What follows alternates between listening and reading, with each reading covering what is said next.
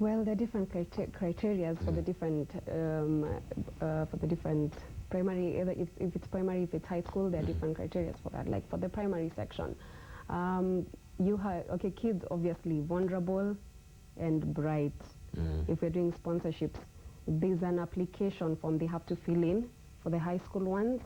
If they're in class 8, they have to do their examinations like this year. The ones sitting for their class 8 examinations. There's a form they come and fill in, and then when they have done their KCP examinations, we have a pass mark.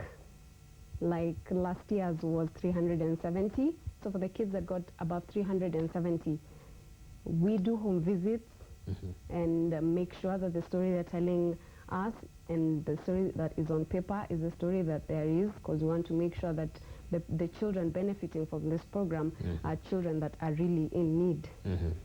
So they get sponsorships. They get the sponsorship, so they go to high school. We pay for their high school tuition from Form 1 to Form 4, but they have to keep their grade up. Yes. Great. But now it seems to me that you're really training your focus on academic. Yeah, and we're given to understand also Kibera has a lot of kids there who are extremely talented. What happens when you have a footballer who's really extremely talented, but you don't really have the wherewithal to really push on with your talent? I would say we are not only focusing on academics, because we have an enrichment program that we have been organizing a music festival, particularly in Kibera, for kids in Kibera for the last 3 years. Just trying to also to let them bring out their talents. And also we do partner with other community organizations that have, let's say, a soccer tournament. We can come in and say, let's motivate the kids by having a trophy for them, or maybe just offer some vouchers just as motivation, so that they can also see themselves as part of the community. So not only based on the part of academics as per se, and also the fact that also we are doing the bursaries that we do in high school. We don't focus on like what particularly grades are you, but at least to give you a boost to keep you in school. Because maybe you're good in football and you're still in school doing your academics, because at the end of the day also your education and your football can go in par, because you can get people who maybe even have degrees and are playing maybe tennis, are playing basketball, are playing football. So we have to put them to go hand in hand. So are you also maybe soliciting the help of the government in any way to try and assist you in terms of your solitary efforts that you're putting forth to help these children with your foundation? Priska? Well, as far as the government goes, I wouldn't say that we are doing that per se, but I am a member of the Langata Bursary Committee, where they meet, say, like thrice a year to discuss like what children, what schools and criteria they'd use to maybe hand out bursaries for that year. So I would say just by being part of that committee and actually putting in my input and helping with the selection of students, that would mean that at least we are making sure it's that counting for something. Yeah. Right, let's move on and we talk about your location. If I really want to come and explore and see what really happens in the foundation, where should I go? We are located in Kibera, in Olympic, just next to KAG Church. There's a place in Kibera, it's called Seno. So if you ask in Olympic Seno, yeah, you can get us there. Otherwise, you can also join us. We have a page on Facebook. You can join that page on Facebook. And also, if in case you want to email us, you can email contact@childrenofkibera.org.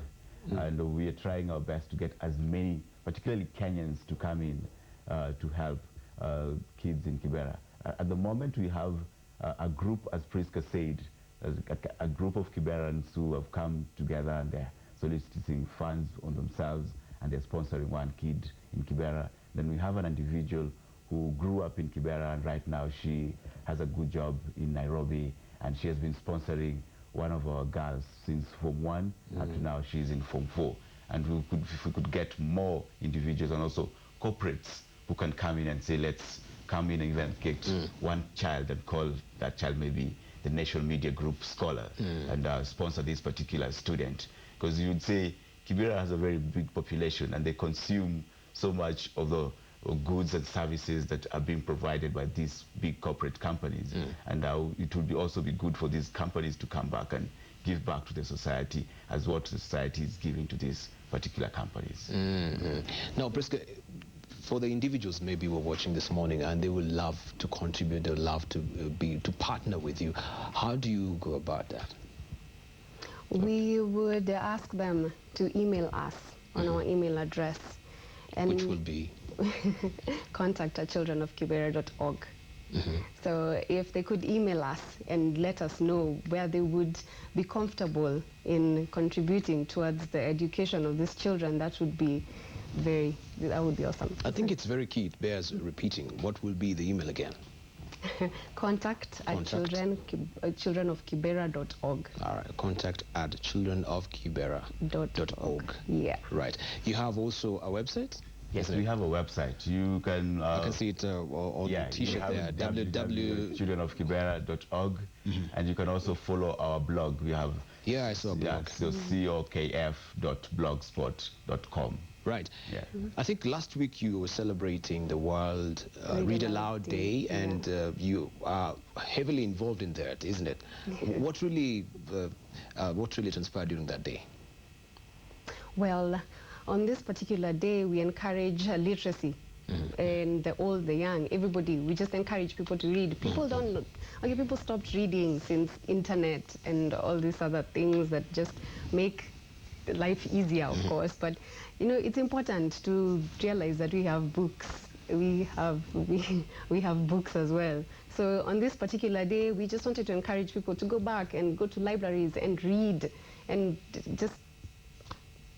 we just basically encourage reading and writing, as in with the kids. And on this day we had kids reading on air for everybody. We had kids going to different schools and reading for different students and having the students read back. It was a lot of fun. And does it have any correlation with the Lit World International? Yeah. Okay. So what do they do, the Lit World International, apart from having the Read Aloud World's Day? So they advocate for literacy in the world. That's sort of the main core thing that they do. So particularly, like here in Kenya, we work together with them, and we have been having trainings, like teacher training, to emphasize particularly on reading and writing in school and reading aloud to your kids. Like Priska is saying that people don't have that culture of reading. Like maybe I'll read for an exam just to make sure that I pass that exam. But for me, just to sit down and take a book and just read for my own pleasure and to nourish myself, that is the culture that we're trying to bring back to people. So do they also offer you books or something like that? They do. They do send offer books. And we have a Little Girls Club and a Little Boys Club. They meet every Sundays. They come. They express themselves in the different ways. Some of them like art, so they draw. Some of them like to read. Some of them like to just write poetry, stories. So we encourage all that in a safe environment. Right. Fantastic.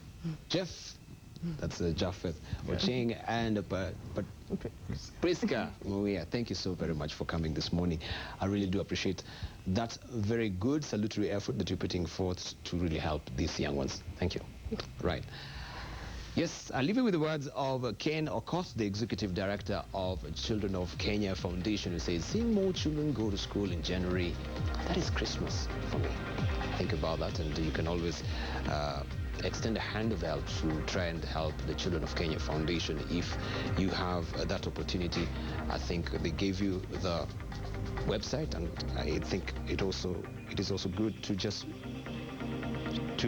repeat that. It is www.childrenofkibera. I'm being reminded it's not Children of Kenya, childrenofkibera.org.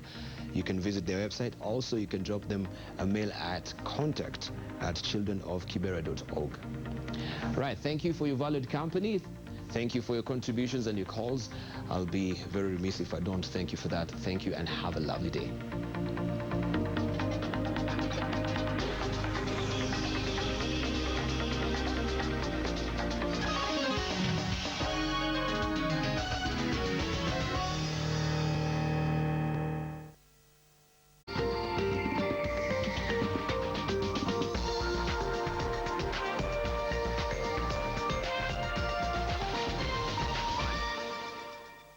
Introducing